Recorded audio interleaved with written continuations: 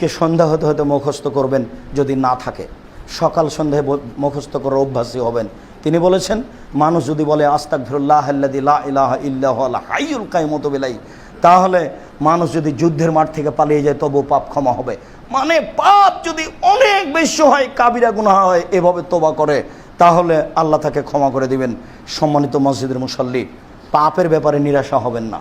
আবারও বলছি, পাপের ব্যাপারে নিরাশা হবেন না।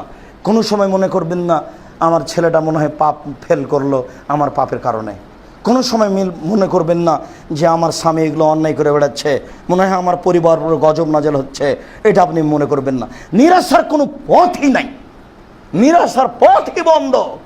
দিন রাত আপনি বলেন, রব্বি ইন্নী যালামতু নাফসি ফাগফিরলি, রব্বানা যালামনা আনফুসানা ওয়া ইল্লাম তাগফির লানা ওয়া তারহামনা লানাকুনান্না মিনাল খাসিরিন, আন্নী মাসানি ইয়াযুররু ওয়া আনতা আরহামুর রাহিমিন। আমি বড় বিপদে, তুমি বড় দয়াবান। আর বারবার যদি পাপ আপনার উপরে জয়ী হয়ে যায়, আপনার ছেলের উপরে, আপনার মেয়ের উপরে, আপনার স্ত্রীর উপরে জয়ী হয়ে যায়, তাহলে আপনি বলেন, আন্নী মাগলুবুন ফান্তাসের, আমি পরাজয়, তুমি দয়া করো। আন্নী মাগলুবুন ফান্তাসের, আমি পরাজয়, তুমি দয়া করো। আমি পরাজয়, তুমি দয়া করো।